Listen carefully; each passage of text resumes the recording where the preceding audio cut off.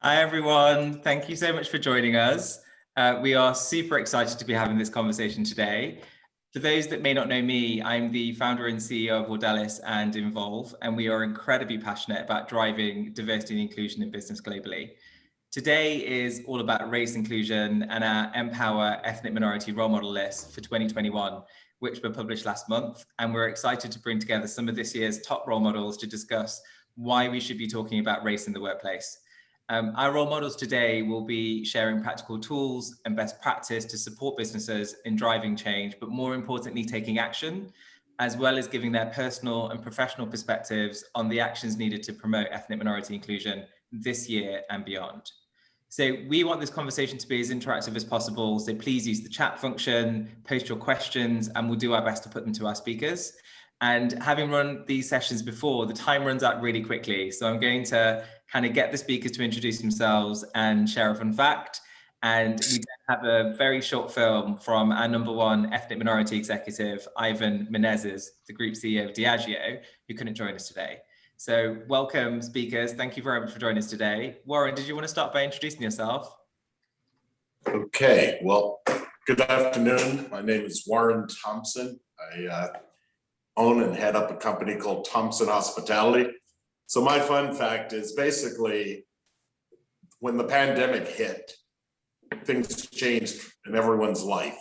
Well, in October, I got married for the first time at the age of 61. Oh, and then about 6 weeks ago, we adopted a 4-month-old.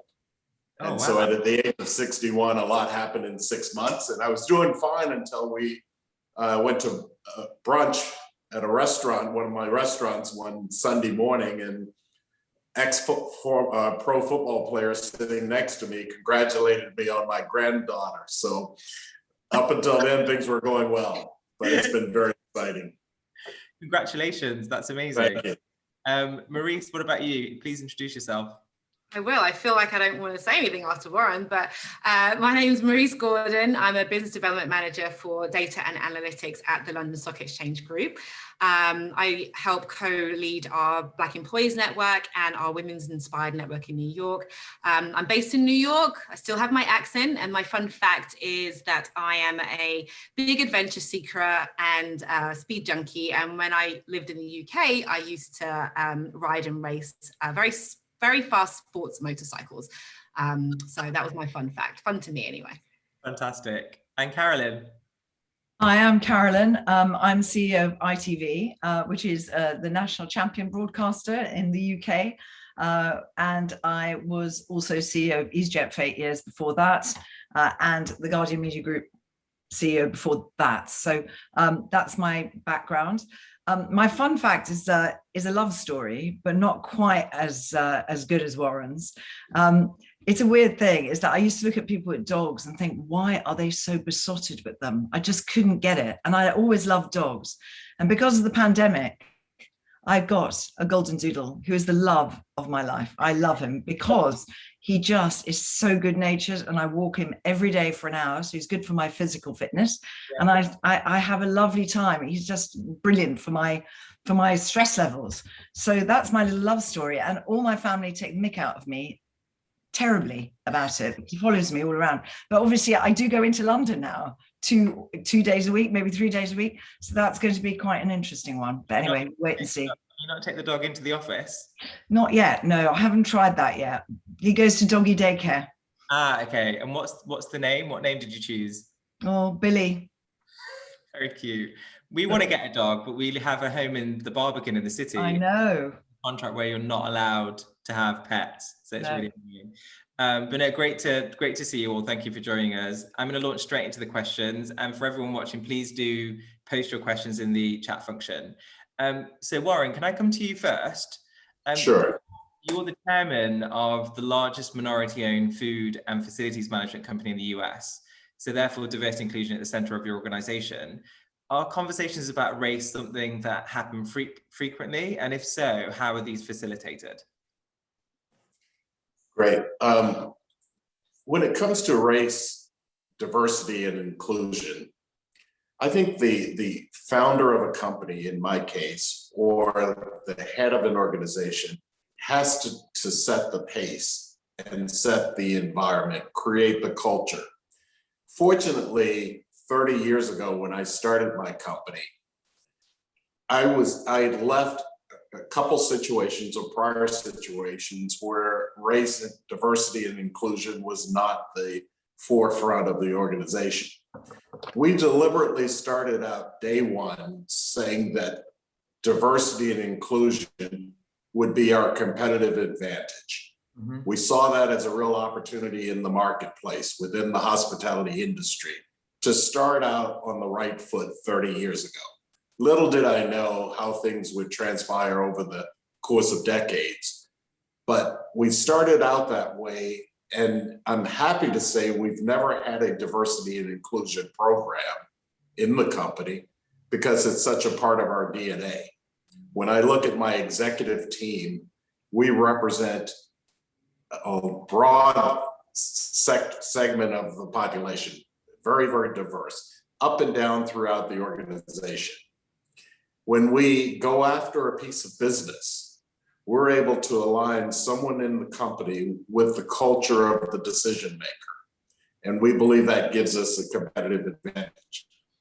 I had an experience, one of my mentors was a fellow by the name of Steve Reineman, who became chairman and CEO of PepsiCo. Mm-hmm. Steve likewise made diversity and inclusion his competitive advantage against Coke.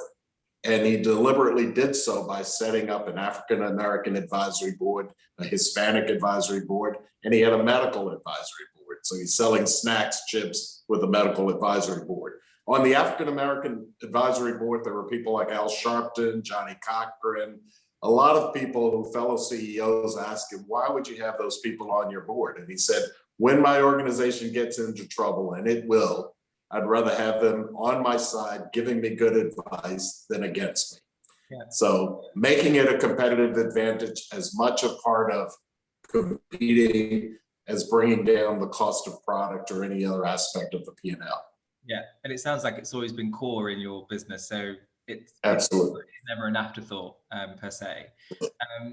Maurice, can I come to you? So you helped launch and run London Stock Exchange Women's Inspired Network in New York. Mm-hmm. I mean, what kind of impact have you seen these groups have? And have you seen the appetite to have conversations and drive change increase or even stall over the last year? I mean, we launched the Women's Network, and I think everybody started their D&I agenda with a focus on gender.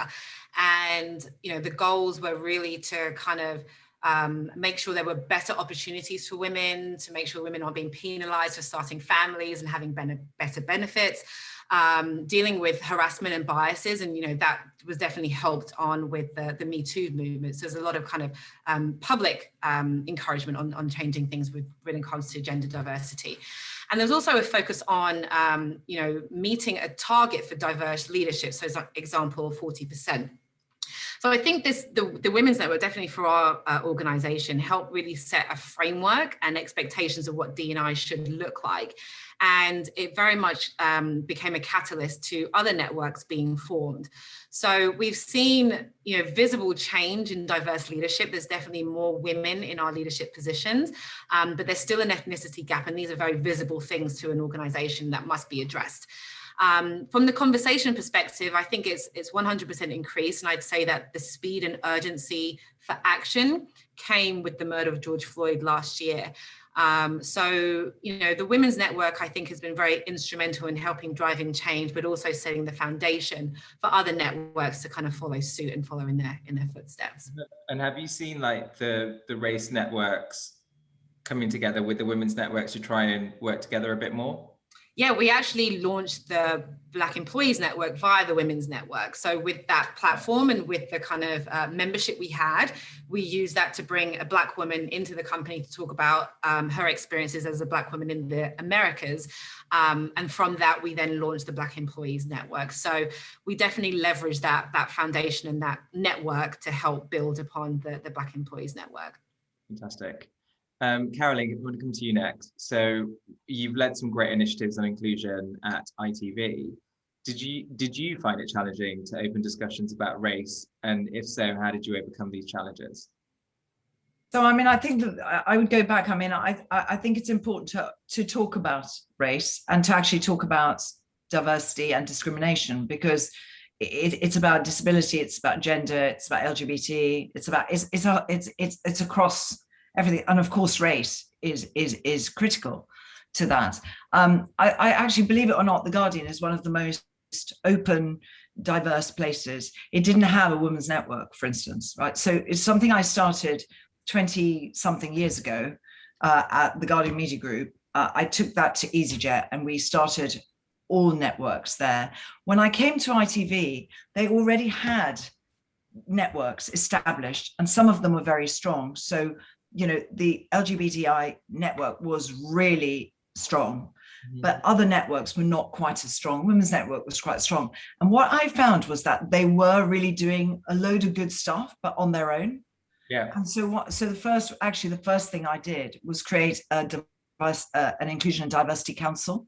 And I put inclusion first instead of diversity first. I said, we need to be all thinking about how we make this the most inclusive environment we can. You know, we have to be aware. And part of that is self-awareness and doing surveys so that we are not just thinking everything is all right. So we actually did a survey on inclusivity, and we're quite surprised by some of those findings and have acted upon those. So the first thing was doing the I&D Council, because you get the intersectionality, because everyone then shares, and that is working brilliantly. The other thing is to put in or encourage the appointment of chairs of those networks who are really strong, who will speak up, who you support, who you train, who you develop. You know, you actually sponsor them to be the best leaders they can be of those networks. Because if you don't have experienced or developing leaders, you find that the network is not strong as it could be. And so we now use our Black and minority ethnic network as a kind of sounding board, as a kind of ideas chamber. We kind of say, what do you think of this? What do we think of that? We consult them on quite a lot of things. And the other thing they do is they speak up to us. So sometimes it's easier for people to anonymously talk to the chair of the network to say, actually, you know, we're a bit uncomfortable about that or this or the other. So that's one thing. And the other thing, of course, is like the external network. The board is really important. We're creating an external diversity advisory board. And that will be announced very shortly. So we've been trying to do that for some time now, but we will do that. And then there's a whole load of stuff. I think one of the most powerful things that's happened is, as Maurice said, the George Floyd moment was a catalyst. It wasn't that we weren't doing a lot of stuff. We were doing a lot of stuff. But what it made me realize is it wasn't happening fast enough. And so it needed pace, but we also needed to publish it, and we need to set targets, not just kind of aspirational, we'll try and get that, but actually hard targets that we told everybody about internally and externally, and that we held ourselves accountable to. And if we don't reach them, we might not reach a couple of them this year.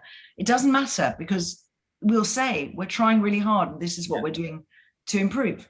So there's I think it's a whole variety of things that come together to ensure people are comfortable about speaking up. Well, I think you it was called your diversity acceleration plan. I think originally exactly what you're saying. I did that. I mean, you know, I wanted the word acceleration in it because I wanted everybody at ITV to understand from the top, as Warren says, you know, from the management board, every single executive director backed that. You know, the other thing I did, and you've heard me say this before, Suki, I put I kind of promoted somebody to the management board who would be director of diversity and inclusion purpose, and she's amazing, and she has made a palpable difference to the conversations we have at every single management board meeting, because she comes she's a Black woman who has commissioning experience, production experience, so she's got all the experience, and she's now being developed to be a board director. Of which she had no real experience of being an executive board director.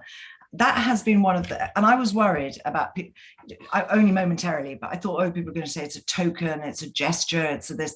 And then I thought, I don't care, because I think this is the right thing to do. I consulted my chairman and the management board, and they were all really supportive of it. And that is working really, really well, because she has the respect of the organization and she can really drive change with the management board. I love that. Not like following your convictions, not caring what other people think, because it's true to you. Interesting with the chairs of networks. I don't know if you know, or the viewers know watching, but last week I read about LinkedIn, for instance, is going to actually pay the chairs of networks. They're paying them a supplement in their salary to do the job, because it is a job. Like in the LGBT community, for instance, they call it your day job and your gay job. Like it's like a lot of work. These ERGs or these business resource groups, whatever you want to call them. So I thought that was a great move, because it's also value on someone's like additional time they're putting onto something like that.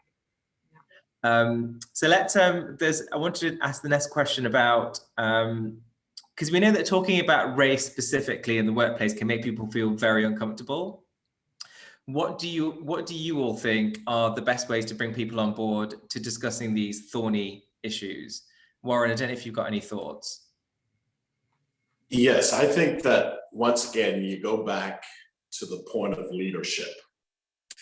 You know, when the pandemic hit, bold leaders took action immediately. Some cut dividends, pay cuts of associates, layoffs.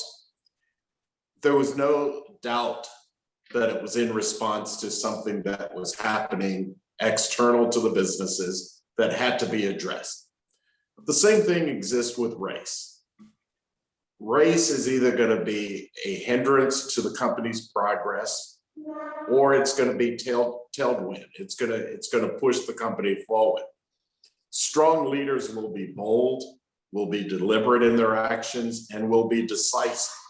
And in doing so, those who are following that leader will get behind him or her and move the company forward.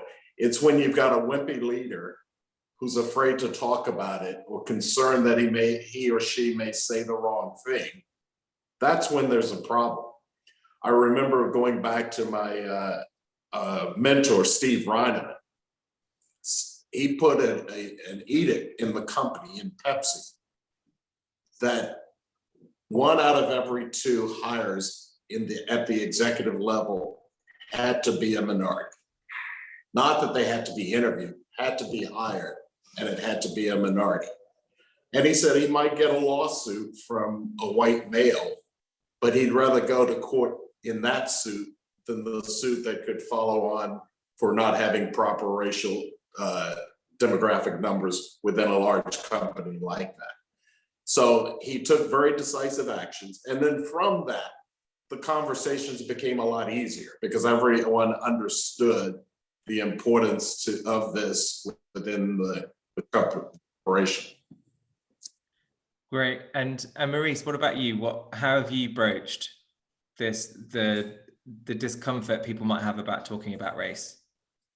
I mean, I think one of the things is education, right? Education is key in understanding yourself and then understanding the backgrounds and maybe the pains and issues of the people that you work with or that work for you. And I think there's I don't know, a bit of a connotation that people think, you know, talking about race is always going to be doom and gloom. And it really isn't. It doesn't have to be like that at all. You know, if you think about just the general way that people live, people love different types of food and drinks and art and music and traveling. Like it all comes from different parts of the world, which means it brings in different races and different cultures. So I think one of the easiest ways or the best ways to kind of bring that conversation to the workplace is start to look at the culture of the workplace. Like, is your culture inclusive? Does it kind of bring in different nationalities and different people? And are you celebrating and recognizing these different people? So, you know, things like supporting certain celebrations or inviting speakers and having those kind of conversations come in to talk about different parts of the world and different races. That really helps kind of set a foundation of inclusivity at the firm. And then I think the workforce can then start to address any issues surrounding that, around people not feeling included. But I think, just the cultural side of things, and we've made very huge differences and changes around the culture of our organization. I think if you look across financial services in general, there's a lot of movement taking place there around changing that culture. That definitely helps broach the subject of race once that kind of is embedded in the workplace. No, agreed. And Carolyn, being like a white leader and a white executive, a white CEO in ITV, or in your career actually generally, how have you found other white leaders when tackling the subject, be it before George Floyd or even after? Very interesting what your experience has been and how you've kind of tackled it. I think it depends on the leader and the individual on it, obviously, but it also depends on the phase, the time. So I think in the last, 5 years, every CEO has got to think about diversity and inclusion. I'm not sure that was the case. When I was talking about at EasyJet, I was asking why there were not more pilots who were from a gender point of view. You get all the pilots in the entire world who are captains on one A380. I was asking about why we weren't recruiting more from Luton, which was on our doorstep. So I was asking these questions. That doesn't necessarily mean everybody did that 10 years ago, 8 years ago. I think that has changed for the better. I really do. I think it would be unacceptable for a CEO not to take the issue of diversity seriously. So I think that's a really big positive step forward. I also think race fluency, I know for you, Warren, you don't need a plan, and that is fantastic, a diversity plan, but it's not the same for us in organizations which have definitely got legacy structures, and people have been there years and years and years. A lot of people in many organizations have been there 15 plus years, for instance. So you have to change something. Something has got to shift. And we've had to have that dialogue with people and say, we are going to create senior leadership positions, middle management positions specifically so this is positive action. Yeah. This is positive action. And we've explained why. And that is important. And I think race fluency training, which, Warren, you would never need in your organization, right? We really needed it. Because, I was saying to the Embrace Network, which is our race network, look, everyone is calls it the BAME. Everyone's going BAME. And I was saying, I know some of you don't like this. So you need to tell me how I do this. Because otherwise, no one's speaking up. No one's saying, well, what do we do? What do we say? People are really uncomfortable sometimes about asking, what is the right language? How would you want to be addressed, right? And I think if you don't ask, it just continues to perpetuate things that are very frustrating. So I think people have got to be first given, you have to have the inclusive culture. So focus on culture is really, really important, because if you have an inclusive culture, you make it clear that is important to you culturally, then people will feel okay about saying, I wish you wouldn't say that in any, no one's ever said this, by the way, but I wish you wouldn't say that in an email in that way, because actually that doesn't land very well, right? Yeah. If you don't have an inclusive culture, no one says anything. Yes. And that's very toxic. Yeah, there's a fear of speaking up. Yeah. But even with the language of race, it is a really complex subject. And I think a lot of the time, we assume people know a lot of the terms and what they mean. So even just trying to do this distinction, for instance, between race, ethnicity, and nationality. Exactly. What we did something. I don't know whether Maurice, you've done this, but one of the things we did really effectively is we got everybody's recommendations about what they could read. Great books on the whole subject of what you've just said, and we put that on my ITV, and we said to everybody, just go. There are little reviews on the books. There's just a huge amount of stuff. So rather than calling it education, because I know we should be educating ourselves and everybody else, that can sound quite patronizing in an organization. I think we've got to be careful about that, because what you want is not to alienate people. You want to bring them with you. You want to say, look, there's this whole raft of stuff that you can read. Some of it is fiction, some of it is factual. And because of the organization we're full of creative, generally people who really are curious. That worked very well. A lot of people, the feedback was very, very good on that. And so people were educating themselves, actually. And actually, when it comes to education, I'm very, Maurice and Warren in particular, because we've heard in the last year a lot of Black leaders getting almost that fatigue, having to educate others. Like, what is your advice to people when trying to tackle the education piece? Because only yesterday I had a conversation with a group of emerging leaders, and this Black woman on the group was just saying she's exhausted of being the one that's always rolled out. Yeah. Presentations, for instance, or events, or the one to speak at something. Very interested to get your perspective. Maryse, did you I think, I would just say that is 100% the case. And I think, we've definitely had a lot of people sharing how exhausted they are from having this conversation. And, it wasn't long ago that we never spoke about race. Race was out there in society, and we kind of came into work and did our day jobs, and that was it. But now race is being brought into that space, as well as home and wherever else you're going in the world. So you can't kind of get away from it right now. As Carolyn was saying, we've created resources to kind of say, okay, here's a baseline, take this, read it, we can talk about it later. But one of the things that we have been implementing, and I think this is really fundamental if we're going to continue down this path of bringing race and other diversity issues into the workplace, is around well-being infrastructure. So we have, set up specific counselling sessions for people to get this off their chest if they need to.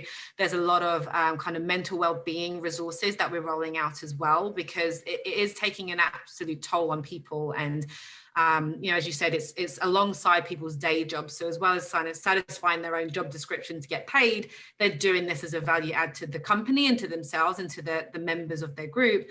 And it really does take a mental toll on people. So I think, having those resources is great to kind of get people started. But when you're actually having these conversations, having that great well-being infrastructure around you will really kind of help people keep sane and keep happy as they kind of continue down that route. And Warren, what about you with? Yeah, it's an interesting question. I've served on 5 public boards. 4 of the 5, I was the first African-American to join the board. When I joined the board, everybody looked to me as the expert on race and diversity and inclusion. That's not my training. I'm not trained in that area. That's not my forte.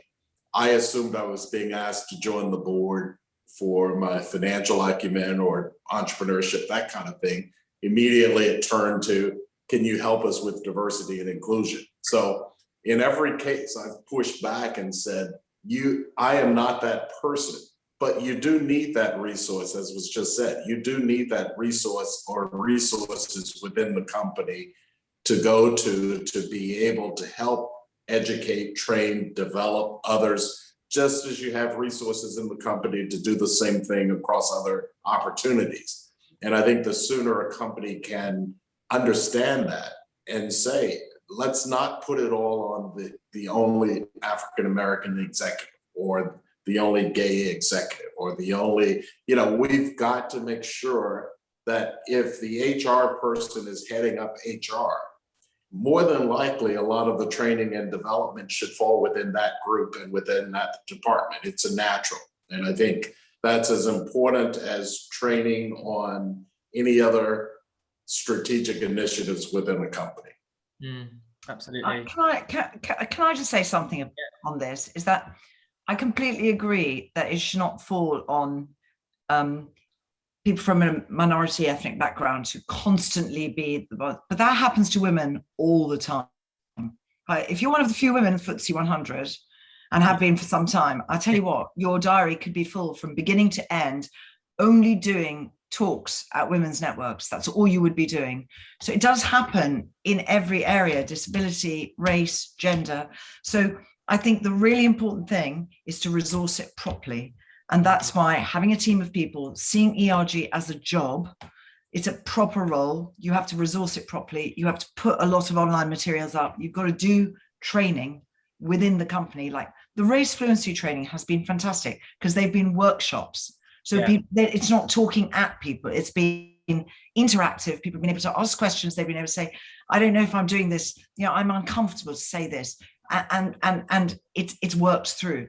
So I think in every area, if you are a minority, it feels different. Your lived experience is different, no question. But the fact is, you are asked to do it all the time. And of course, we all want to, because we want to see more diversity. So I think there's a balance. You want to do it, but you don't want to be the only person doing it all the time. Yeah, no, great. Yeah, may I just add to that? Yeah. Successful companies will typically have a chief diversity officer, but the success is heightened by where that person reports. If that person reports directly into the chairman CEO versus if that person is buried somewhere in the HR organization, there's a drastic difference in the effectiveness of that position and that person, depending on the reporting relationship.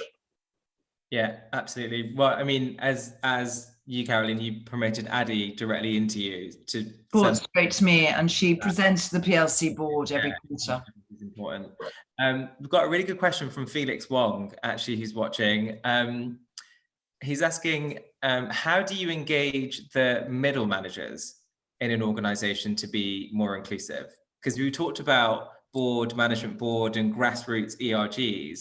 Would love to get some perspectives. Maurice, anything that you would say? I'm glad that question's asked, because it's not just us having the same conversations.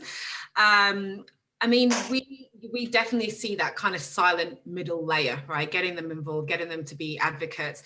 And unfortunately, it's the people with the hiring power to make those differences that we don't have as much engagement for. So I think, these setting targets and kind of publicly, like, Carolyn has said, saying what you're going to be doing and holding everybody accountable. Like, that is what is missing in a lot of these things, is the accountability. And, one of the things that we've done is that one of the objectives of every individual within the company is to demonstrate how they have contributed to diversity and inclusion. So that penetrates every single person at the organization and is part of their success criteria in their role. So I think, you have to be as bold as... Sorry, just to check. So do you mean this in terms of like your annual performance review that you... Oh, wow. Okay. Yeah, as part of the annual performance review, there's a section in there that you have to comment on as to how you contributed. And, although it kind of seems like you're forcing the issue, you have to, unfortunately, in some of these circumstances, until it's like truly embedded into the culture of the organization. So I think, things like that will definitely help penetrate that level. And, finding a few of the senior leaders or middle managers who can be advocates for the rest of that community, I think will also help encourage more participation at that level. Fantastic. And Warren, what about you? Middle managers in your business, how are you with them? Yeah, I'll give you a practical example that I just heard last week from a global CEO, a woman who runs one of the largest corporations in America.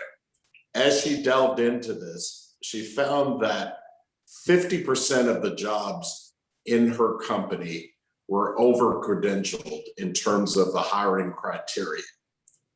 When you look at the numbers, and so this company was saying, why aren't we more diverse? 92% of African Americans in the US graduate from high school. Only 22% of them graduate from college. So if in a large corporation, the jobs are over credentials saying you have to have a college degree, you've already ruled out so many potential good employees by mere fact that the job requisite is over credentialed. So her first step in making that organization more diverse and inclusive is fixing the criteria of the hiring process, removing the requirement of a college degree. Yeah. If the person can do the job with a 2-year degree and they come to that company, then the company will support that person to get additional education, and they'll have a better long-term employee. But that's how things happen at the mid-level management, mid-level areas sometimes, that makes it almost impossible to end up with a diverse organization. So, as leaders, we have to look at that and say, what are the impairments that may prevent me from the outcome I ultimately want to achieve? Absolutely. Carolyn, there's a good question here for you, actually, from Shahida Hussein. When you talked about your IND council that you set up, they are asking what level of seniority are the members of the IND council, and then what are the types of priorities that you're currently discussing that are on the agenda with the IND council? Yes, so they don't have to be any level. They get voted on by the network. So they get nominated and then voted on, and we don't have anything to do. So management don't, the management board don't have anything to do with that. So they could be a production assistant, they could be a head of production, they could be a commissioner, they could be someone in technology. There's no requirement, as long as they are, as I said. I think one of the things we would always encourage the network to do is to go for someone who's going to be strong and has leadership potential or is already leading, because I think this is about leadership when you're a chair of a network. So, and what was the other thing? The priorities on the agenda. So they have their own plans, and they a lot of it dovetails into the diversity acceleration plan, because we sat down and worked that with them, with each of the networks, and then all together. But they do things over and above that. So they are one of the things about this middle management level, I just want to be slightly, I think any organization that has a frozen middle management level it hasn't got the right organization. I don't want an organization like that. I'm going to change it, right? So you don't want this nonsense about middle managers. Middle management are absolutely instrumental to delivering your strategy, part of which is your diversity plan. So if it's frozen, you as a CEO have to get off at your backside and change it. Seriously, that is quite a big thing. I hate when people talk about middle managers as if they're some frozen little strata, because they are the people that are going to make things happen. Yeah, they are the people who can change things. But I think that's the point, Carolyn. Most importantly, they're the ones who can block it. So you have to change that. You have to change the people, to Warren's point, if it's not working. And I think inspiring them about change is important, because what the Embrace Network does, and indeed all the other networks, is they bring in the most amazing speakers and people who work with them and do all sorts of really fun and kind of inspirational stuff. And that really works with everybody, but middle management love that. And the feedback is always really good. You do want to inspire people to change things. Because if you try, and Maurice, you're absolutely right. We do the same as you on 360's annual performance reviews. There's diversity objectives, and they have to hit those. So, and they have to discuss that, most importantly, with their line manager. So we do that too. And I think that is effective. But with that measurement, you have to have inspiration. And so on that point, to all three of you, what are the things that you think would inspire individuals to take action, not just on race actually, but also just diversity and inclusion generally? Warren, any thoughts on that? What have you done to try and inspire your workforce to take action? And once again, I'm probably not the best at that, because because diversity and inclusion is such a part of our DNA, it just happens. I think part of it though is because people feel that within our company, they can be themselves, they can be true. They can, if their sexual orientation, it doesn't matter. They can bring their partners to company events, and there's no difference in the treatment. I mean, I remember early on a fellow who joined us left another company because he said he didn't feel comfortable bringing his partner to company functions. And I looked at him, I couldn't understand. I said, why? And that's just the question. That's the way our company has been. And I'm so happy and proud of it. So let me yield my time to someone who can give you a better answer. I'm happy to take that. I think, there's a lot of work that needs to be done in certain types of industries, right? There's been historical systemic issues old boys club and whatever it may be, that need time to change and evolve. And I think, we've definitely penetrated the entry level, the kind of lower level within the company. Exco are definitely on board with all of this. And it's that kind of middle layer that we're now trying to work on. And you're right, like the inspiration is one part of it. I think setting it as part of the general body of the company, that the cultural objective of the company also helps as well. So things that we've done, we've, as I've said, there's a lot of training going on. We have a lot of really great speakers coming into the organization. There's a lot of great champions within the company as well, at all different levels that kind of, bring the conversation to, I know we don't have coffee meetings now, we're in the virtual world, but that are in those spaces to kind of help people learn and just bring that kind of conversation as part of the way of working at the company. But there's still, we still have a long way to go on that, and we're open to any ideas that kind of help penetrate that level for sure. But yeah, I think the inspirational part is definitely necessary. And you're speaking to so many different types of people, right? You need to address each one of them in different ways, and that is a challenge in itself as well. Well, I think what I'm hearing is around storytelling of people's experiences in the business. And actually, I think data is really important here as well. Like Carolyn, when we did the conversation a while ago with Penny at Direct Line Group, and when she was collecting that data around the experiences of their racially diverse community, she was shocked. Yeah. To learn what was happening. And when they could break it down by, say, Black or Indian or different Asian experiences. Yeah, like that kind of inspire people. Actually, my goodness, it's not great for these communities. And actually, we do need to take action and do something. Yeah. My question actually next was around when you're championing diversity or inclusion in business, have any of you actually experienced any backlash or criticism from, say, employees or customers, or actually in your case, Carolyn, viewers, being ITV? Right. So, I have two examples of that. One was we ran a Black Voices campaign because, to the point here, which we were just making about lived experiences being very different, the point of our Black Voices campaign, which ran on primetime ITV, was to give normal people the voice to say what their everyday experience was. Very powerful stories from all, from a range of different backgrounds. And initially, we were really shocked at the response. And Viewer Services, who's our team of people that take a lot of this in if they don't come direct to me, but some of them were struggling to deal with it because it was so negative. But what we realized was that a lot of that was on social media, and it was coming through social channels, which Viewer Services deal with as well. And we decided to just wait, instead of kind of react or respond or kind of make a big statement. We just let the Black Voices campaign run, which was a 4 to 5 week campaign, which is quite long.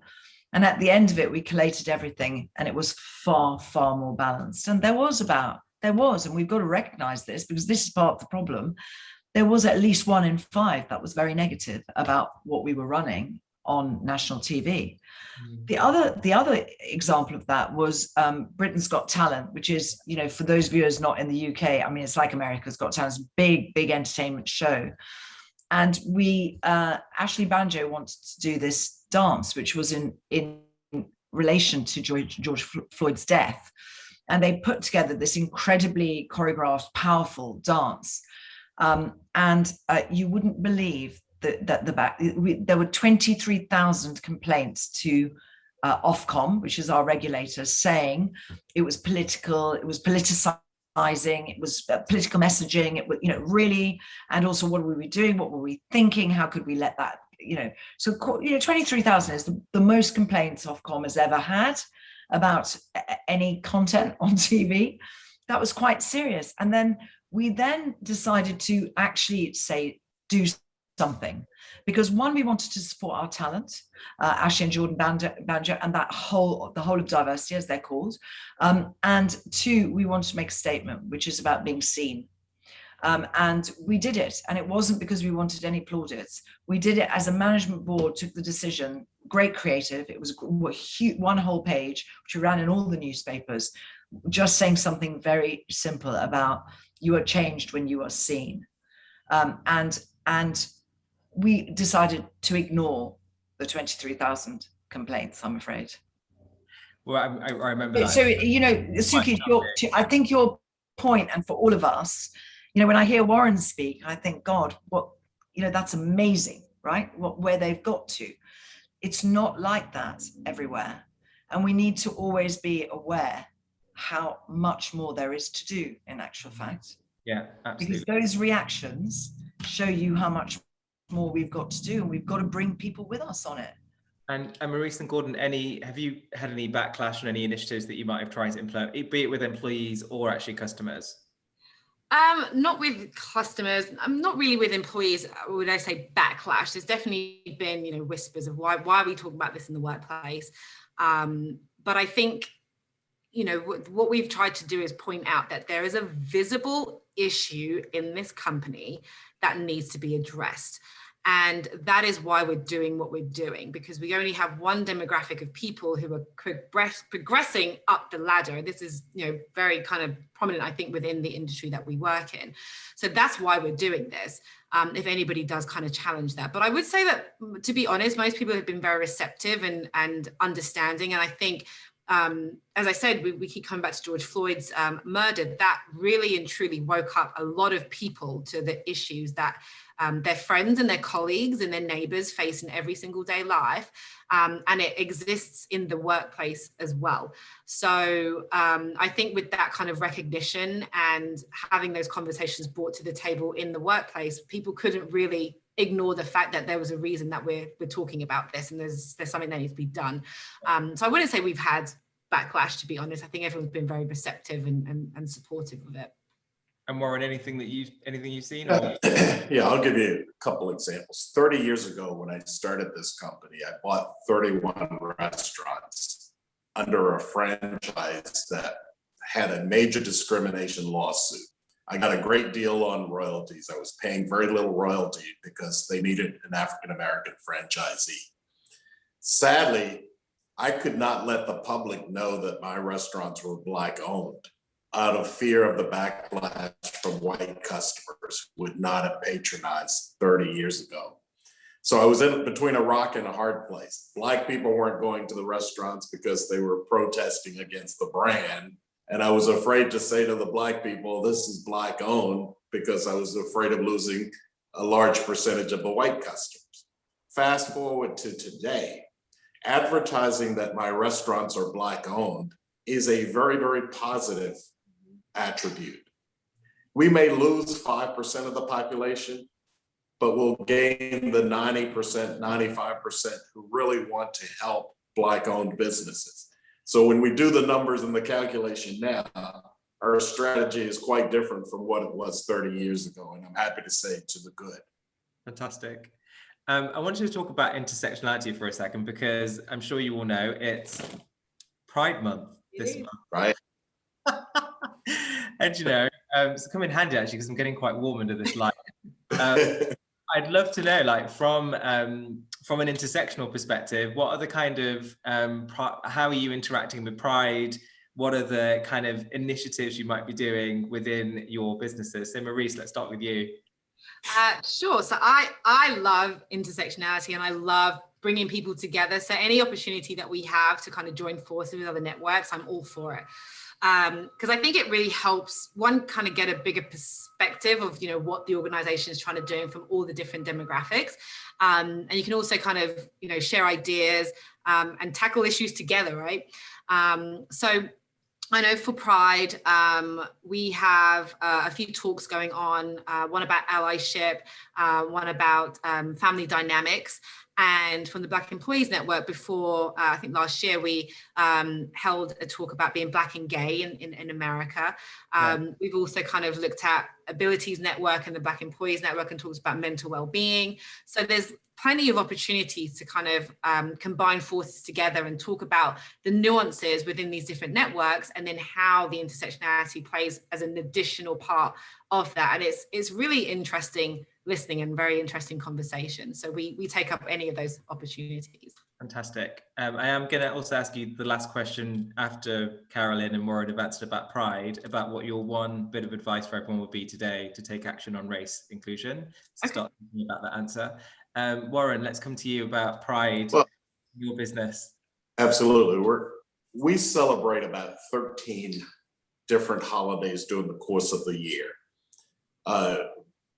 You know, whether it's Women's History Month, Black History Month, Pride Month, month of June. And we try to bring celebrity chefs in from those various communities to our accounts, corporate accounts, college and university accounts, to come in and prepare foods from their restaurants and so forth. So that's what we're doing during the month of June. We're featuring chefs who are gay, who come in, who own restaurants, and give them exposure into some of our corporate dining centers that they may not otherwise have an entree to. So we celebrate it exactly the same way as we celebrate Black History Month or Women's History Month or Hispanic. So treat every month as a celebration. We have 13 of them, so a couple of them, 1 month we have to double up, but it's fun. I have to say, I love the increased representation of queer people of color. Right. Amazing, like in things like Pose, love that, on FX, which is amazing. Lil Nas X with his #1 worldwide single in heels, like doing whole dancing, like, I mean, shattering so many ceilings for so many different communities. I think it's incredible. Carolyn, what about you? I know you said Pride was very active at ITV. Oh my God, I'm telling you, they get everyone involved. ITV Pride is like just off the scale. So they've got Pridecast, they've got a new ident, which will run for the whole of the month on screen. They'll have Lorraine talking about it. They'll have this morning talking about it. They'll have everybody, Good Morning Britain will be talking about it. Everybody will be talking about it. They've got an ITV Pride makeover. They'll have a show reel that will launch. I've got my pin already, my Pride pin. They'll do lots of talks, like Maurice was saying, so some quite serious stuff. So they will get, they're doing a panel on diversity. So that's where the intersectionality comes in, which will be hosted by Paul Brandt, who's our news editor. But importantly, actually, they've now started doing this across all our global network. So it will be the same stuff will be happening in Australia, Germany, the Netherlands, Sweden, etc., etc. So huge program of stuff. And it will be really good fun. So they've got a dance off. So they've got a dance along with Pride to take part in at home. I mean, really, they'll do quite a lot of social, they'll do on screen, and then they'll do quite a lot of quite serious stuff. So there's the education, self-awareness stuff will be happening as well. So I'm surprised the Queen doesn't attend, actually. That's how big it is. Honestly. No pun intended. So my last question to you all then, to be brief and concise, like what, because we only have 5 minutes left. What is the one bit of advice you'd give to people watching at home around what they need to do to tackle race inclusion? So Maurice, let's start with you. I would say one piece of advice from me would be to be curious and to expand your networks. I learned so much from so many different types of people. And if you want creativity and innovation and to retain talent and excel talent, you need to have diversity in your network. So that would be my advice to people. Fantastic. Warren, what about you? I think bold leadership cannot be substituted. Dr. King once said the ultimate example of leadership basically is not where a man or a woman stands in the time of comfort and convenience, but where he or she stands in times of challenge and controversy. You know, race in America has been an issue for 400 years. The George Floyd's death has now brought it front and center. But all of the underlying facts and principles, the fact that the life expectancy of a Black is 5 years less than that of a white, the fact that the average income of a Black household is $17,000 versus $170,000 for a white household wealth. All of those differences, the fact that a Black is 10 times more likely to be in prison than a white. So those issues have been a part of America for the last 400 years. Now we need bold leadership who will not say, I'm going to be silent and see what happens, but be bold, be deliberate, be conscious of what's happening and do something about it. Absolutely. And I love the comfort and convenience versus challenge and controversy. Definitely taking that away. Carolyn, what would you? Very briefly, because of the time, I feel as a non-ethnic minority panel member here, what is really, really important is that you join the networks. You don't have to be from a minority ethnic background. It's open to everybody and they welcome everybody. And I think it's really important because you learn, you understand, you can speak up, you can ask questions, curiosity, but you also will have a lot of fun, right? Because they do a lot of fun stuff. And I think join the networks. And I think also speak up. You've got to speak up and be an ally, because you can't be an ally if you don't speak up. If you see racism every day, if you see minor things, if you think, God, I don't feel comfortable about that, that's not right, say something, because that's the only way things will change. If you just swallow it and think, oh, it'll go away, it never goes away. Yeah, don't be a bystander. Absolutely, Carolyn. Well, I mean, I told you it goes really quickly. The hour goes really fast.